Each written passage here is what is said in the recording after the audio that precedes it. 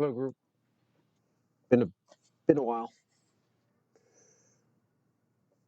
Today is going to be the video I've wanted to make for a little over a week on how to use Siril's GHS tool. And the GHS stands for Generalized Hyperbolic Stretch. And the reason why you would want to do this is that this tool when working on linear images, in this is what I'll show in the beginning, is working with linear images, not non-linear images. The difference is linear is more of an AP workflow, where a nonlinear image would be something you get out of, say, a Mellocam stack and you save it. You want to bring it into Siril and start tweaking things. That's a nonlinear image. It can be done. You just don't have to stretch as aggressively on the very first stretch. So what I will do is open up the website for Siril, and on the website, the latest release is 1.2.0-beta1, and if you click into the news, it will show you what problems they are having. Excuse me. There currently isn't anything here that's a game stopper. More just little niggles than actually something that would stop you from using the program. If you go into the tutorial section here at the top and click on Generalized Hyperbolic Stretch, this tutorial was written by Dave Payne and Mike Cranfield, or Cranfield, sorry. And the first section of the tutorial is all on grayscale images. So this would be your narrowband data, which most people in the Mellencamp Sky group aren't going to be messing with. So you want to scroll down to the bottom until you get to this section right here, dealing with color. And the difference between color is you're going to have 3 histograms instead of 1. And there they are. And the reason why that can be problematic is that each color is going to stretch differently. And with our cameras being so red sensitive, the reds are usually more aggressive with the histogram. So we have ways to control that. And if you read this section first, in fact, I would go through the whole thing because the beginning kind of set you up for the color. Excuse me. And will give you a better feel for what's needed with the color. But as you can see, each channel does not stretch the same. In fact, any differences in this on that first stretch are really going to get exaggerated, because the first stretch is the biggest stretch. So what we can do now is jump back into Siril, and I will load up my sorry, I got a bit of a cold here.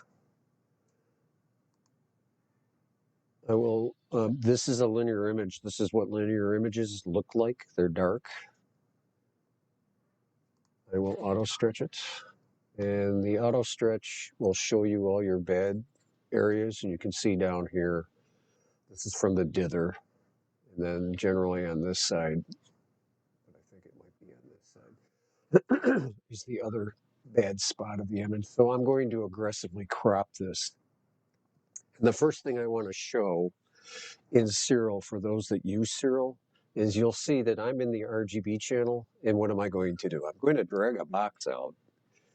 And in the older versions of Siril, that would have been a no-no. It would have been barking at you. So I'm going to right-click. I want to preserve the aspect ratio. And we'll center up on the horse head. And we'll crop it.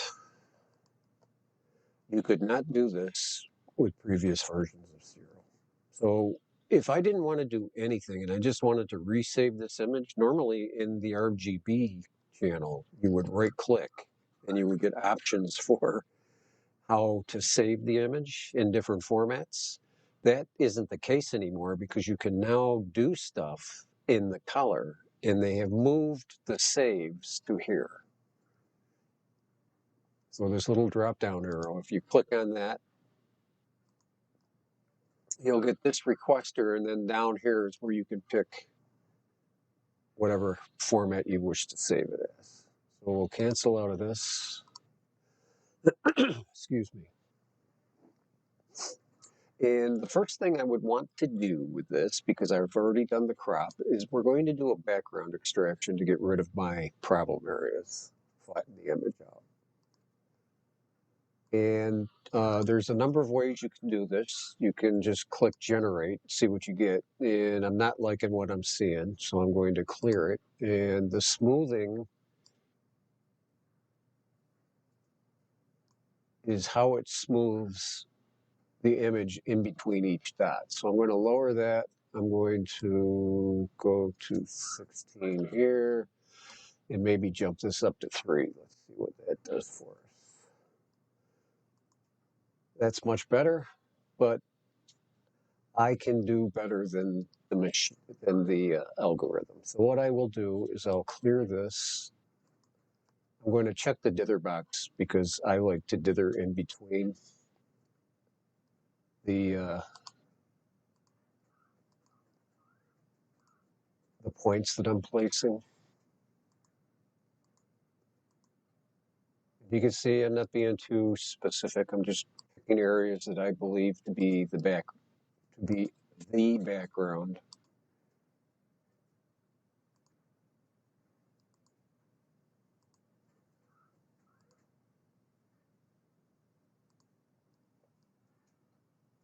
And we get down in here, it gets harder to see them until I do the first stretch. So what we will do is I'll just compute the background.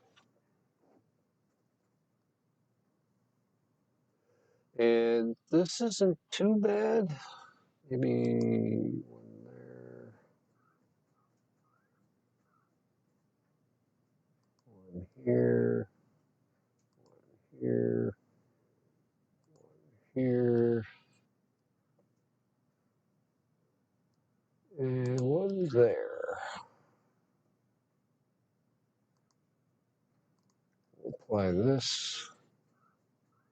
Oops, I think I closed it instead of applying it. We're going to just stick with this. This is plenty good enough. So what I want to do now is actually color calibrate it. And before I do that, I want to show you the histogram. So we'll zoom into this quite a bit so that it opens up. And you can see that the humps are lined up pretty good.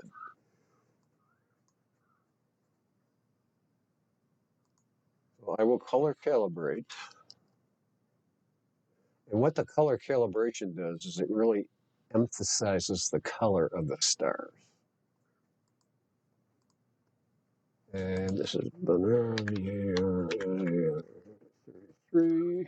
Oops, learn how to spell.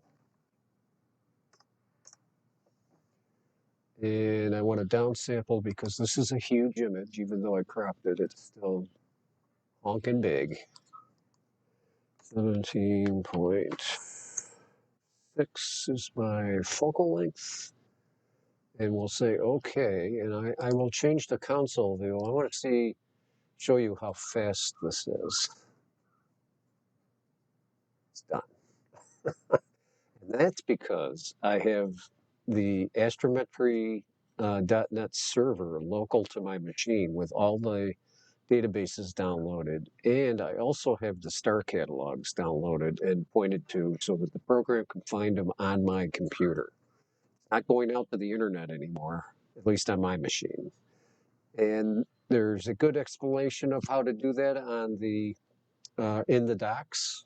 We won't go over that here. So we are done, and I'm going to just open up the histogram view again.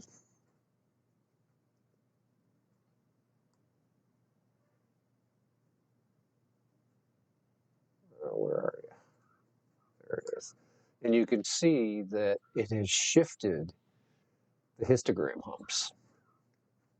But I got the colors of in the stars that I want. There's a red star, there's a yellow star, there's some red stars here. So I don't want to lose those. And how we're going to fix that is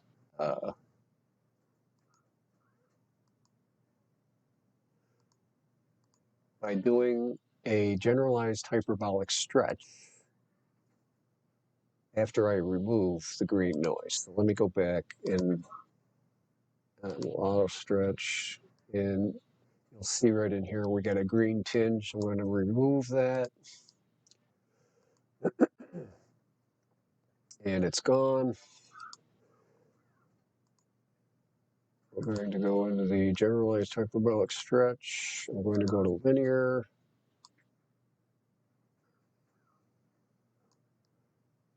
Just open this up a little bit.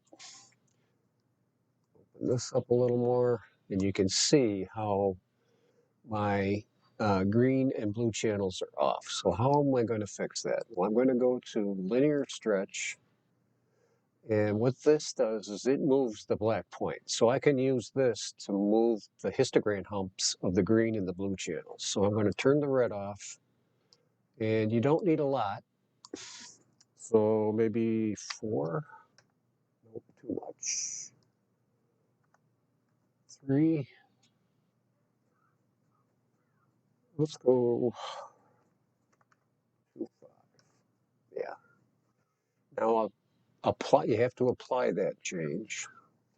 And now I'm going to turn the green off and do the same thing with the blue, just the blue channel. So we'll do 25, maybe 30 for this one. And I'm happy with this. So we'll apply this, and we're going to go back to the Generalized Hyperbolic Transformation tool. And my first stretch is going to be in a normal zoomed in histogram view. And we want to do that because we want to be able to pick a region in this area here. And with a large, what this will do is, if you look here, you'll see as soon as I click in here, we have a very small number. And that's what we want for the first stretch. And this small number is going to be a large stretch. So it's going to push the whole histogram to the right from this area.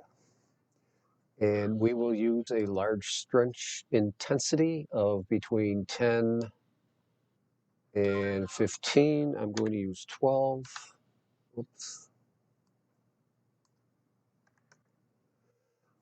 And then what we do now is just drag the stretch factor until you're happy. Now, because I've already I'm zoomed in quite a bit, there's a large gap to the left. And I don't want to mess with this just yet, but what will happen is the image will start to brighten.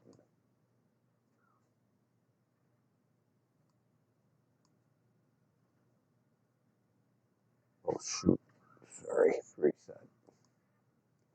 I gotta turn on all the channels, Jeff. I'll do that again. So we'll click in here.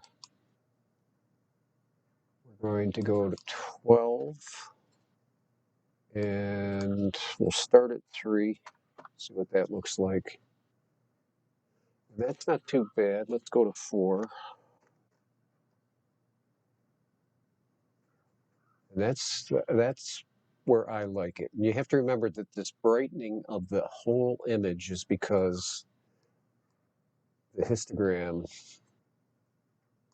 has moved from here to here. And I still have my humps fairly lined up. So I'm happy with this. And what I'm going to do is apply it.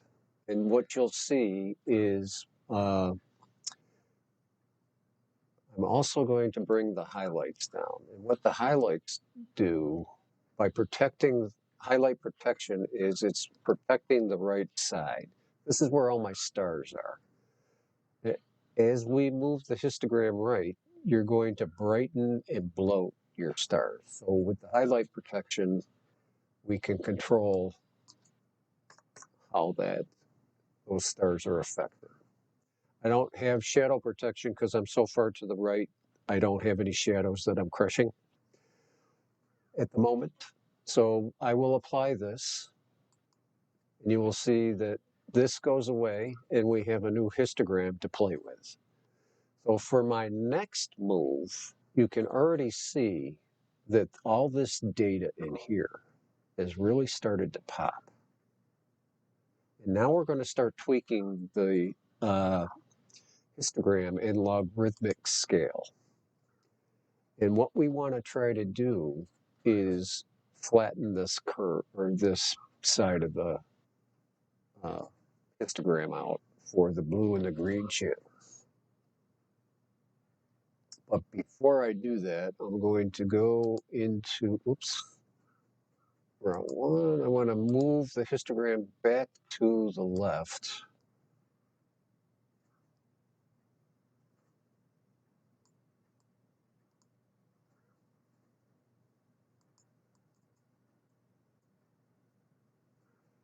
Make it 45. Yeah, I'm happy with that, I think.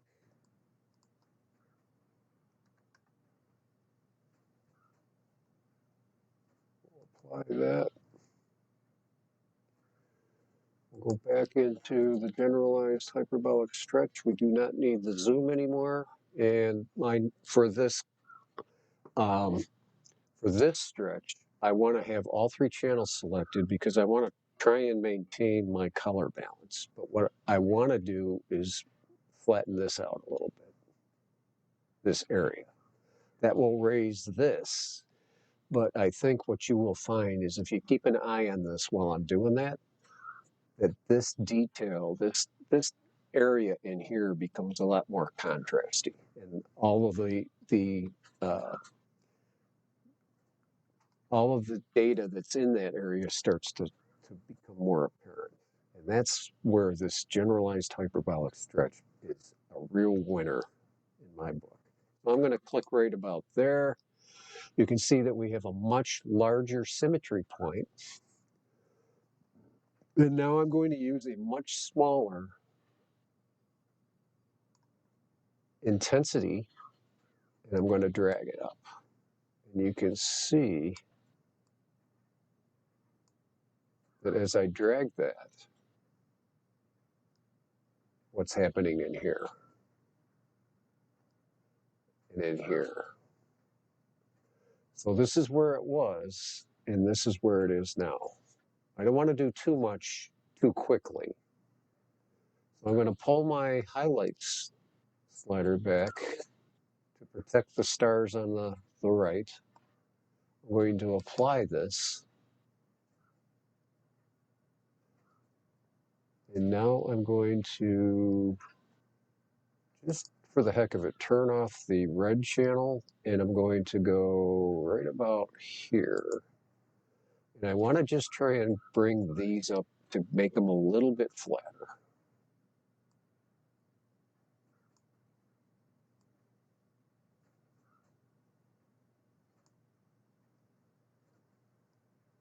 And I'll pull this back. I'll apply it. And that's not too bad, actually. Not too bad at all. So I'll close this so you can see the whole image. Now, in my case, I like to have my images a little bit brighter. They're not blowing anything out, but they're a little brighter because I take my data into Photoshop. And then I start to process the data there to get it the way I want it to look. But what this initial stretch does is it gives me all the data so that I don't have to putz around in Photoshop to try and get this stuff to come out. It's already here. It's already there. So I might do another remove green because I see that there is a little push towards the green, and that was mainly because of we raised the hump, that little dip in the blue and the green channel. So now I've got my color balance back, and I can take this image into Photoshop. So what I would do now is just click on the down arrow. I'm happy with the name. You can see it says fits. If I just saved it, it would overwrite. This file. We don't want to do that. I'm going to go to TIFF. I'm going to say save. I'm going to pick 16 bits. Save. And I now have a 16-bit version of this file that I can bring into Photoshop.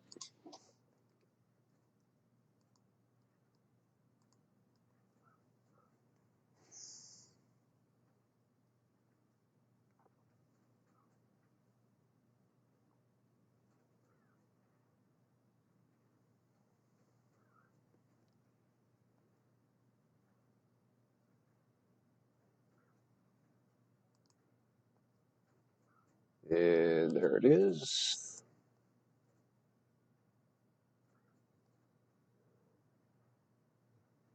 And the first thing I could do is my Astro flats.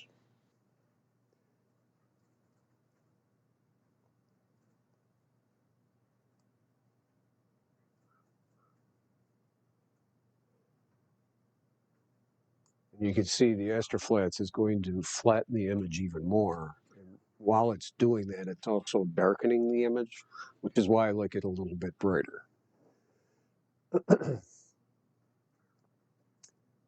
And then I would, after I do something like this to get the image evened out, then I would go in and I have some scripts that I run. We'll just cancel this out. I have some scripts that I run that will run gradient exterminator, noise exterminator, and then it removes the stars.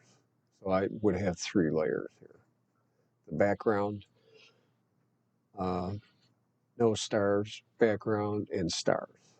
And then I can start tweaking all this data with all the Photoshop tools that I have for astronomy images. But to be able to pull all this stuff out of here with very little effort using the generalized hyperbolic stretch it's a game changer.